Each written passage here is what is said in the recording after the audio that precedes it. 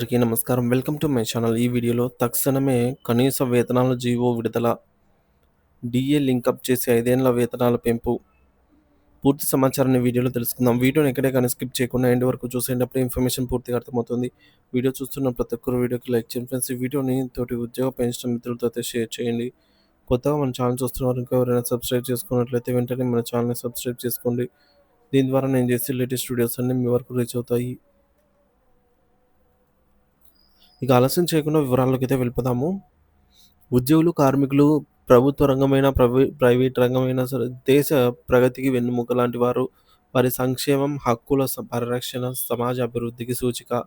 ఈ నేపథ్యంలో ముఖ్యంగా ప్రైవేట్ రంగంలోని అసంఘటిత కార్మికులు ఎదుర్కొంటున్న సమస్యలు అన్నీ ఇన్ని కావు.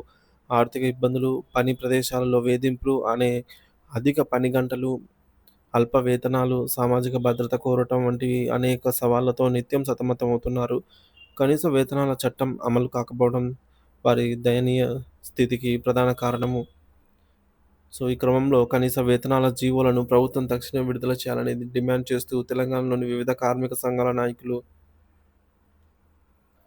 కార్యకర్తలు ఉద్యమించారు. శనివారం హైదరాబాద్‌లోని ఇందిరా పార్క్ వద్ద గల ధర్నా చౌక్‌లో AITUC, CITU, HMS, IFTU, INTUC వంటి ప్రముఖ కార్మిక సంఘాల ఐక్య కార్యాచరణ కమిటీ ఆధ్వర్యంలో భారీ ధర్నా కార్యక్రమం జరిగింది.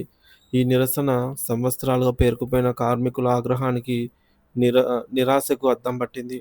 ఈ ధర్నాను కనీస వేతనాల సహా మండలి సభ్యులు శ్రీ ఎండి యాసిఫ్ ప్రారంభించారు. ఈ సందర్భంగా ఆయన మాట్లాడుతూ 1948లో కనీస వేతనాల చట్టం ప్రకారంగా డీఏతో అనుసంధానించబడినటువంటి జీవోలను ప్రతి 5 సంవత్సరాలకు ఓసారి సవరించి నూతన వేతనాలను నిర్ధారిస్తూ జీవోలను విడుదల చేయాలి. కానీ తెలంగాణలో కనీస వేతనాలు సవరించి దాదాపు 18 ఏళ్లు కావస్తున్నా ఇప్పటికీ కొత్త జీవోలు పూర్తి స్థాయిలో సవరించకపోవడం వంటి అత్యంత అన్యాయమని ఆవేదన వ్యక్తం చేశారు.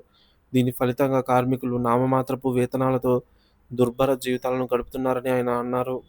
తెలంగాణ రాష్ట్రం ఏర్పడిన తర్వాత కనీస వేతనాల బోర్డును నియమించడంలో ప్రభుత్వం జాప్యం చేయడంతో కార్మికులు న్యాయస్థానాన్ని ఆశ్రయించి బోర్డును ఏర్పాటు చేయించుకోవాల్సి వచ్చింది అని యాసిఫ్ గుర్తు చేశారు.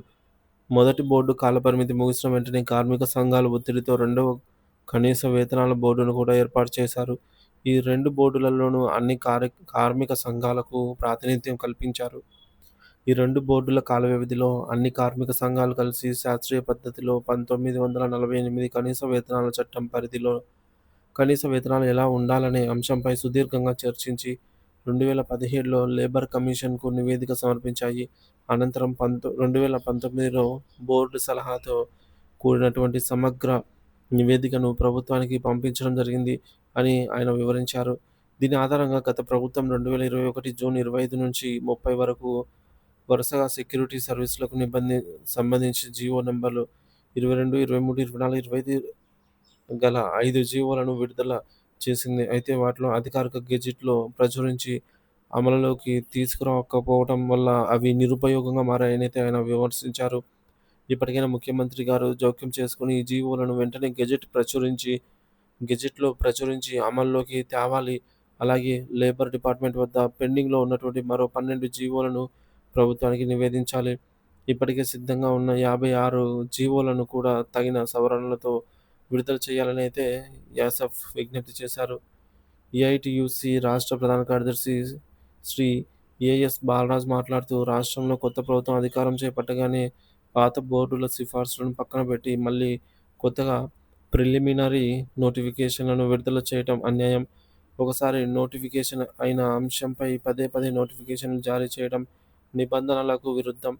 రెండవసారి జారీ చేసిన నోటిఫికేషన్లను వెంటనే రద్దు చేసి గతంలో నియమించిన 2 కనీస వేతన బోర్డుల సిఫార్సుల ఆధారంగానే జీవోను విడుదల చేయాలని డిమాండ్ చేశారు. వివిధ సందర్భాలలో కేంద్ర ప్రభుత్వం కూడా నైపుణ్యం ఆధారంగా కార్మికులకు వేతనాలు అందిస్తూ వస్తుంది. ఉదాహరణకు అధిక నైపుణ్యం ఉన్నవారికి సుమారు 32,000, అలాగే మధ్యస్థ నైపుణ్యం ఉన్నవారికి 26,000గా సూచనలున్నాయి.